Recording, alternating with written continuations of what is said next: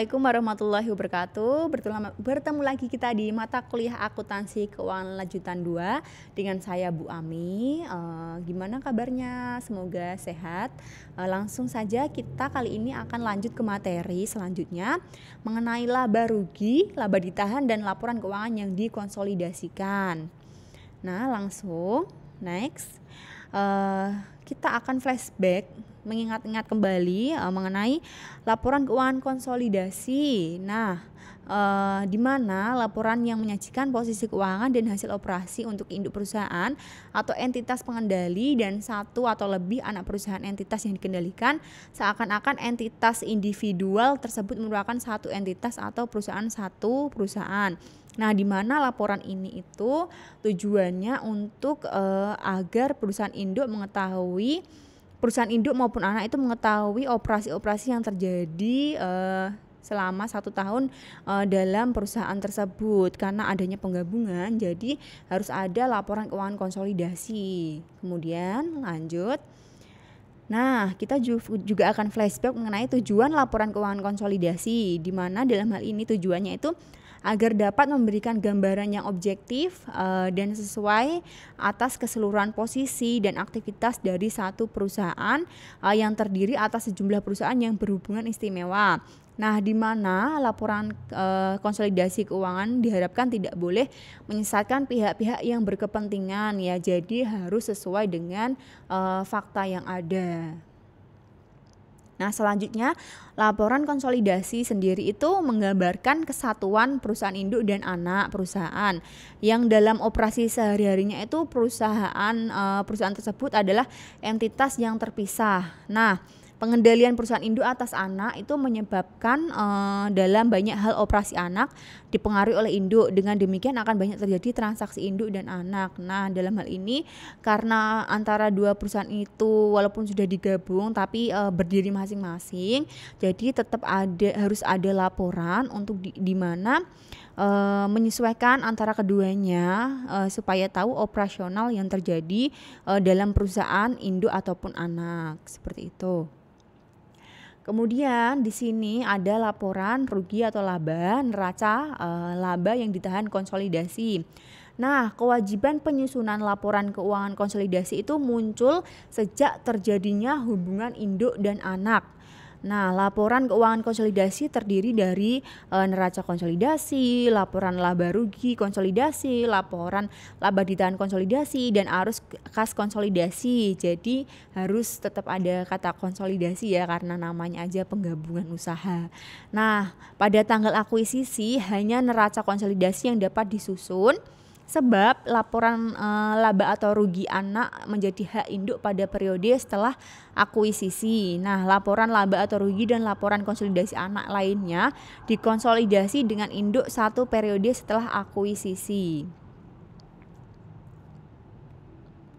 Lanjut, di mana di sini ada neraca konsolidasi. Nah, neraca sendiri apa sih? Neraca sendiri itu laporan yang berisi harta aset, utang atau kewajiban pada pihak lain beserta modal dari suatu perusahaan pada saat tertentu. Nah, jadi kalian anak akuntansi itu harus tahu neraca itu apa ya. Jangan sampai pas ditanya apa neraca itu apa kalian nanti bingung. Soalnya ini di semester awal pun sudah dibahas mengenai neraca.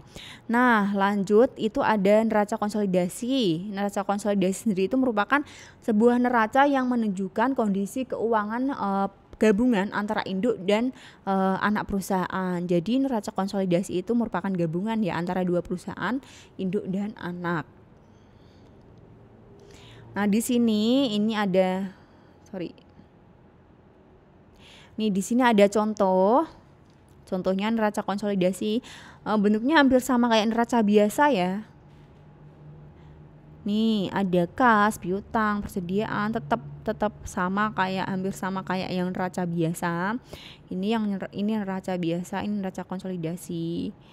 Nah, ini tetap antara aset dan juga hutang modal, ini kewajiban.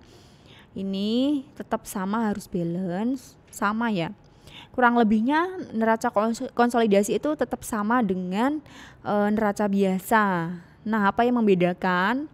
Nih bisa sangat jelas di sini. Ini di sini ada laba ditahan nih di neraca konsolidasi. Ada perbedaannya juga, masih ada hampir sama keseluruhan.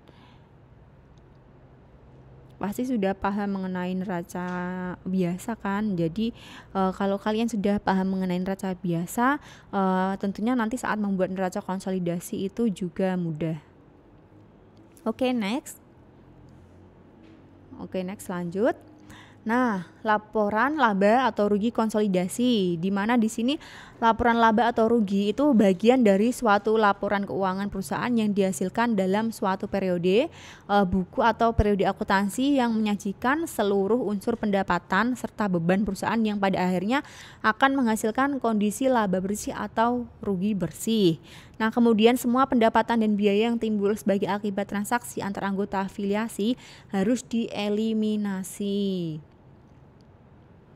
Nah, di sini laba yang ditahan konsolidasi tadi udah Ibu contohkan di antara neraca sama neraca konsolidasi itu salah satu perbedaannya ada di laba ditahan. Nah, di sini laba yang ditahan konsolidasi itu yang pertama laporan laba yang ditahan untuk menunjukkan hak-hak pemegang saham terhadap bagian laba yang didapat perusahaan yang oleh karena pertimbangan tertentu untuk sementara tidak dibagikan. Nah, ini untuk kepentingan perusahaan ya. Jadi hak para pemegang saham labanya itu untuk sementara tidak dibagikan dulu, maka timbullah di dalam neraca konsolidasi itu adanya laba yang ditahan. Kemudian yang kedua itu ada laporan laba yang ditahan konsolidasi. Nah, untuk menunjukkan berbagai pengaruh perubahan hak-hak pemegang saham serta pengaruhnya kepada masing-masing kelompok pemegang saham. Yang ketiga itu pemegang saham ada dua, pemegang saham mayoritas dan pemegang saham minoritas. Pastinya sudah tahu ya antara pemegang saham mayoritas dan minoritas ini. Nah, kemudian laba yang ditahan konsolidasi ini ada laporan laba yang ditahan disajikan dalam bentuk gabungan hanya terbatas pada saldo laba yang belum dibagi atau defisit yang diderita perusahaan. Nah, afiliasi sejak terjadinya hubungan afiliasi tersebut. Kemudian saldo laba yang belum dibagi atau dana defisit istilahnya itu yang diderita oleh perusahaan anak sebelum adanya hubungan afiliasi harus dieliminasi. Oke. Jadi di sini saldo laba yang belum dibagi atau dana defisit itu harus dieliminasi. Nah, ini contoh lagi laporan laba rugi. Ini laporan laba rugi, ini laporan laba ditahan. Nih, contohnya seperti ini. Di laporan laba ditahan itu ada laba ditahan ini laba bersih, pengambilan pref, penambahan modal. Nih ya caranya. Ini yang simple. Ini masih simpelnya aja. Masih simpelnya ini. Pasti udah pada bisa membuat laporan laba rugi kan? Nih, jadi kalau bisa kalian benar-benar memahami ini, nanti di semester selanjutnya itu ada praktek akuntansi keuangan lanjutan itu jadi nanti membuat soal-soal mengenai neraca nanti bisa jadi bertemu ibu lagi di semester selanjutnya, kita akan membahas soal-soal seperti ini nanti.